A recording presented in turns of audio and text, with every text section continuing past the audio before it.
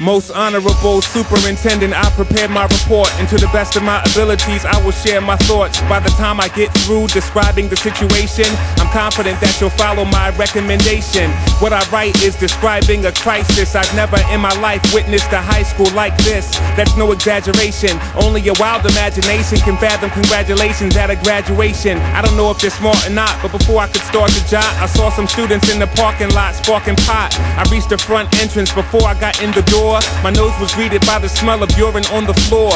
Up the corridor, I heard a faint roar. Reached back and thought my wallet in my pocket just to make sure. My heart was unsettled and restless as I quietly observed the ghetto inspectors with metal detectors for fear of gun carriers. All out hysteria, blockades and barriers in various areas. It looked like a war zone, and I'm appalled to say all they do is play or roam the hallways all day. The classrooms that had kids were straight pandemonium.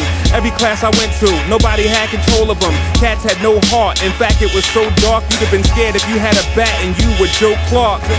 Foul speech abounds, wild leeches scrounge, vile leaders even sneak around in the teacher's lounge. Looked in the courtyard, saw some burning crosses. Interrupted, I heard curses tossed from the nurse's office. I'm not sure what developed there, but heard something about students on welfare, denied health care. Many of the girls were already impregnated. Cafeteria segregated, people separated. In fact, it was legislated. Most could not compete, and sadly, only the rich kids got to eat.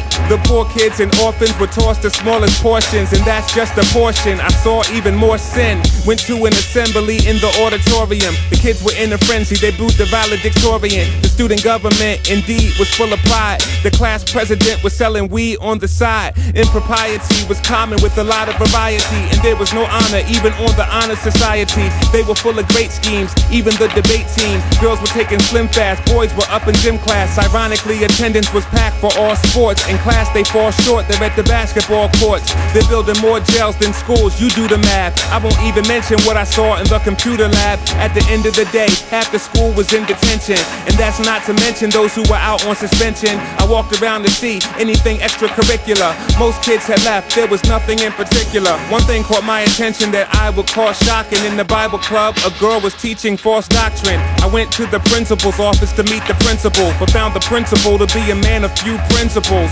And yet he has fans. He says he has plans for advance in the Badlands. Fat chance. On my way out, corner of my eye happened to glance. The 10 Commandments were tossed in the trash can. So that concludes my report, dear superintendent. A school like this, it just can't be what you had intended. And since I can't see it being built up from the ground, therefore my recommendation is to shut it down. Shut it down. Shut it down. Shut it down. Shut it down. Shut it down. Shut it down. Shut it down. Shut it down.